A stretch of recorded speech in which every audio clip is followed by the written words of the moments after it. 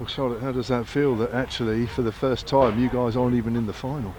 Yeah, obviously it's disappointing, but I think my overriding feeling is I'm just so proud of the group because, I think we all know in the last sort of 5 games we've been, I guess decimated in terms of our players, but the way our young players, our new signings have stepped up, there's just been so many positives, and of course we're disappointed, but I think the way we played today, the way we scrapped, the way we fought for the 100 overs, and that's all you can ask of a team.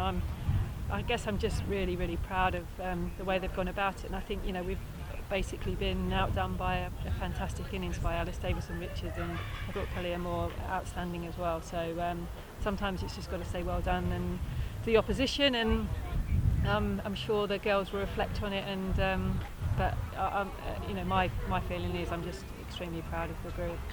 To get it so close, you wouldn't expect an 8th-wicket partnership worth 90, would you? Unbroken. Yeah, it's been kind of a bit like our season. We've had some exceptional innings played against us, and like I say, that's when you've just got to say well done to the opposition. We've done that to other teams in the past, and we've been very successful over the last 4 years in this competition.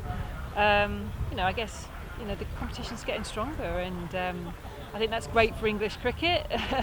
Not so good for us stood here right now, but I think what we have done is witness some extremely brilliant innings over the last week or so, and and that's something now I guess we've got to go away and I guess we've got to work hard and come back stronger next year.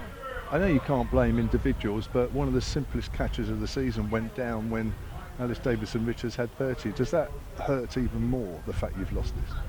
No, we won't be talking about that. It's a 100 over game, and Ava Lee has been unbelievable for us this season, as have all our players, and they've stepped up at significant times within our year, and I couldn't be prouder of them. We won't be talking about that. It'll be about how much they've improved and how far they've come in the last 12 months. Today, did you always think that 220 might be difficult to defend?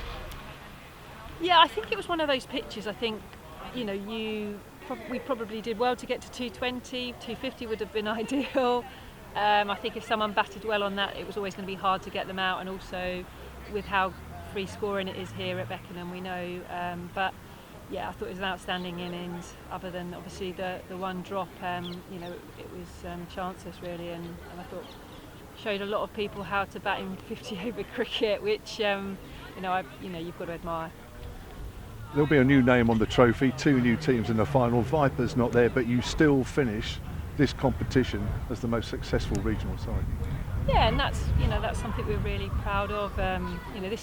This season's been particularly challenging for a number of reasons, but I think I'll look back on it as a really important year for us as a group, because I think we've blooded a number of young players. And that's something really important to us. A lot of our players have gone on to play for England. I think Georgia's made her debut today, so that's another player. So yeah, there's lots to be proud of, and like I say, we've been lucky in a few finals where we've done that to opposition. So it's now our time to maybe not have as much luck, but yeah, it's been a fantastic sort of 4 years. You have a habit of plucking people from nowhere. Rebecca Tyson is another one. She's only playing Sunrise's second team or something like that. She's had a good 3 games for you, hasn't she? Yes, she's been excellent, and that's again another positive for us, that we've got a player who bowls left arm spin beautifully, and she's really come into this comp and just it's like a duck to water really. So again, so happy with where she's at, and they're the things we're going to now remember, not today and the last ball finishes we had in the last few weeks. I think we're going to move away and have a bit of a break now. I think the girls deserve it. It's been a long summer, and one we'll look back on fondly.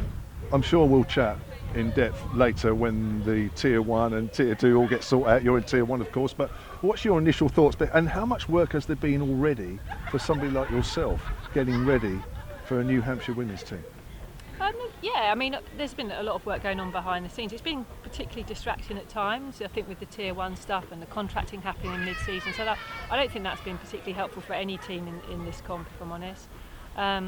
But we're really, I guess we're very well organised at Hampshire, and it will be hopefully a seamless transition from from Vipers to Hampshire, and and we won't lose the Vipers. That will always be in our hearts, because we've established ourselves and we've done so much as Vipers, and a lot of these players have done that orange and black proud. But it's a sad day today. We probably be in blue and yellow next year, but the Vipers will live forever.